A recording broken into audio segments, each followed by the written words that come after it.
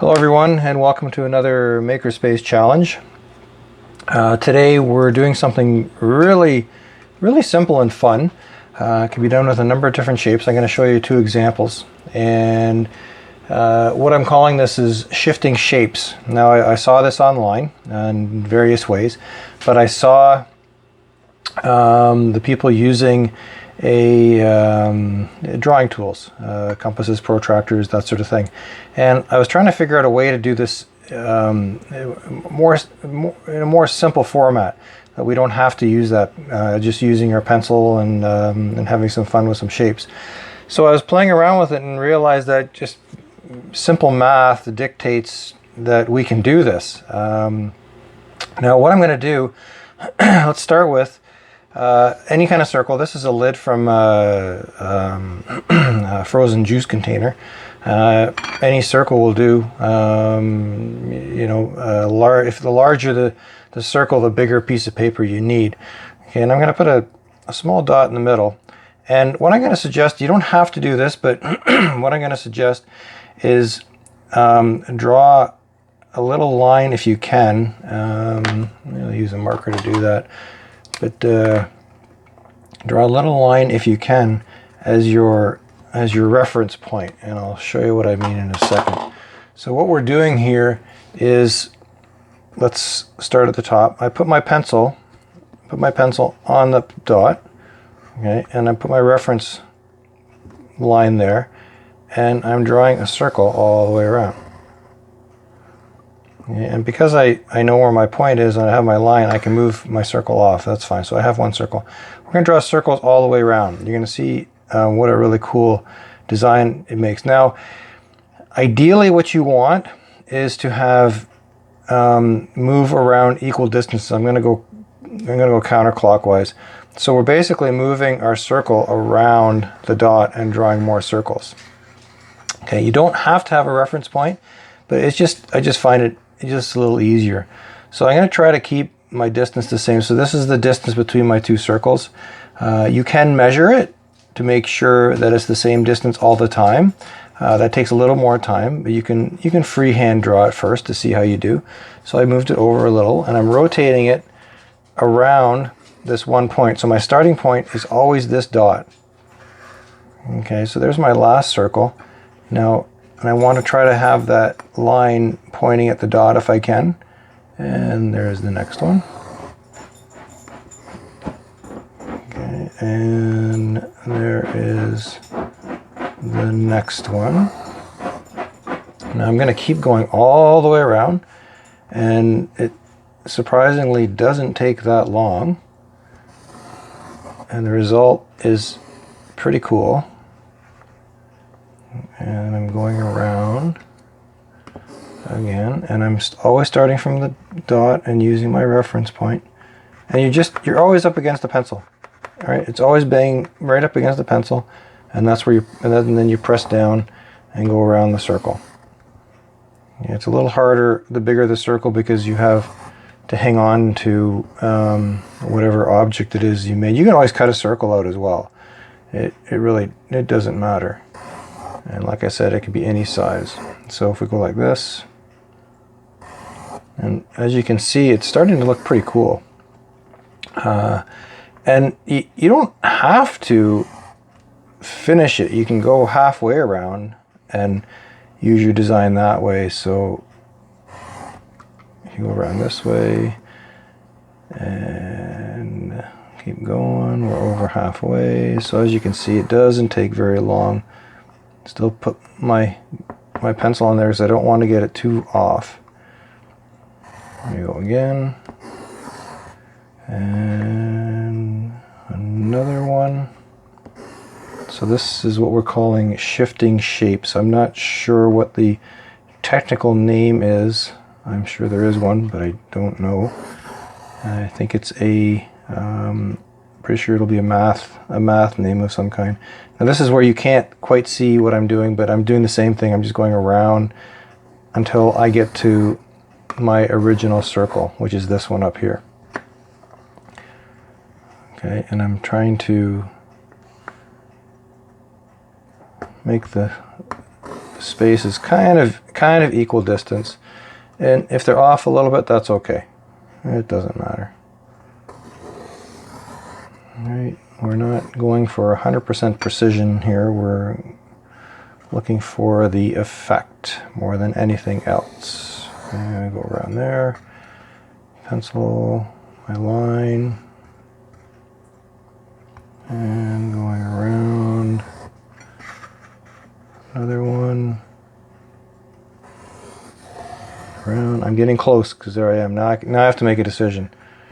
Do I make one more or do I make two more? Let's make two more.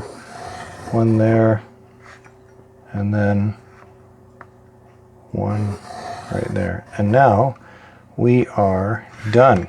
How cool is that? Yeah, all we used were these two, a simple circle and a pencil. And now you can go in and you can start coloring all the different spots and make a really fancy, interesting design. It's very, very cool. So now let's see if it works with a square. I'm gonna guess it will. I actually have not tried this, so this is the debut. So I just cut out a square out of a piece of cardboard. You can use any square, and I'm gonna do the same thing. I'm gonna draw a dot, and I'm gonna make a reference point. So let's I don't know if I want to do this or if I want to do this. Yeah, let's do this. So you can do it anywhere. I'm pretty sure you can actually make your reference point here or on one of the corners. I'm going to make mine simple. I'm going to just keep it in the middle, and I'm going to see how it works. My square is a little rough. The edges are rough, and I'm going to see how this works. I'm guessing that it does. So let's go clockwise this time, and I'll go that far. I don't know what the shape's going to look like when I'm done. It'll be very similar to one of our other challenges. Now see, when I turn it, I try to, this is the important part, where I try to keep my line where my pencil is. Okay, oh, and I got a pretty bad line there. I need to redo that line. There we go, that's better. Okay, now I'm going to turn my square again. Go around this way. It's very similar to something we've done before, the rotating shrinking square.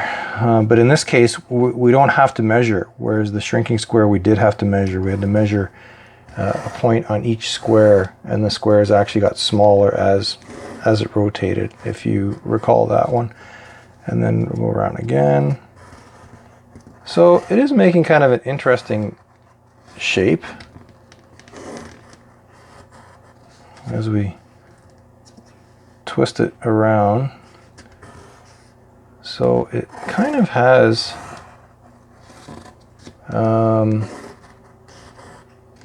more of its intersection at the top, whereas the circle had an intersection almost everywhere. But we're not done yet, so who knows. Okay, some more. So I'm trying to keep the space equal if I can.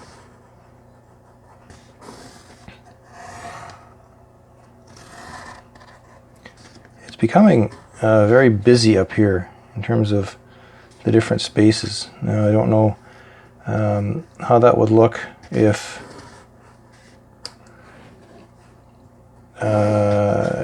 you move your reference point to a different spot on the square, like maybe down here, and rotate it around that point. You could do that too. That might be cool. But I'll leave that to you guys to experiment with. So as you can see, this one takes a little longer because you're going around a square as opposed to going around a circle. Tracing around circles is much quicker and much more simple. Okay, and keep going. There does seem to be somewhat of a pattern emerging. Turn it some more. Right there.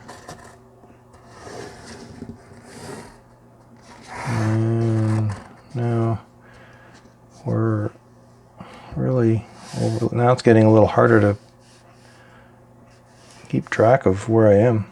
Right there.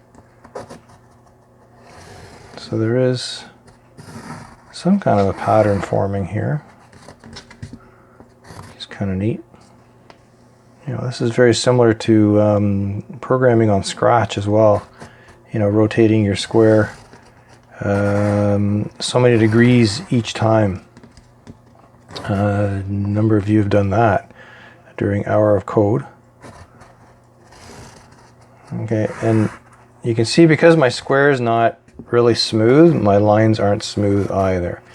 So it'd be nice to find something that's a little more square. Maybe a pattern block would be a good choice to use because it has nice square edges and corners.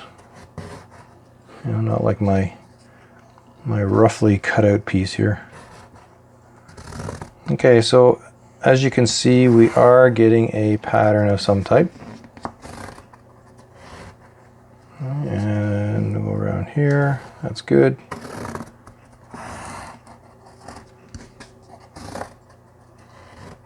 I'm almost there at the end.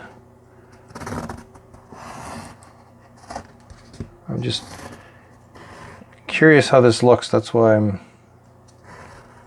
carrying on. Normally I would just stop halfway and let you do the rest of the way, but I'm just as curious as you guys are. Now I don't know where I am. There we are. That's the hard part. It's keeping track, especially when you're doing a shape like this. Well, again, I think I only have maybe a few more to draw. It's definitely not as aesthetically pleasing as the circle, but very different. Yeah, I think I'm going to stop there. Yeah, that's all I'm going to do, because I have come to my next my first square. I think, yes, I have. So it's kind of it's different. You know, there are some patterns emerging here, but you can see because I've rotated my square different lengths in different spots, the shapes are not exactly the same, whereas in a circle it seems to be easier to get the shapes much more similar in terms of where they are and the dimensions of them. Okay, so anyway, you can do that with different shapes. I'm pretty sure it would work with all kinds of shapes. And like I said, you can actually pivot it around maybe something like that and draw it that way. Or you can pivot it around the corner and do it that way as well. Okay, give it a try. See what you like, or see which way you like to do it. And by all means, post your results after it's colored, and we'd love to see it. Okay, thanks, and we'll see you for the next challenge.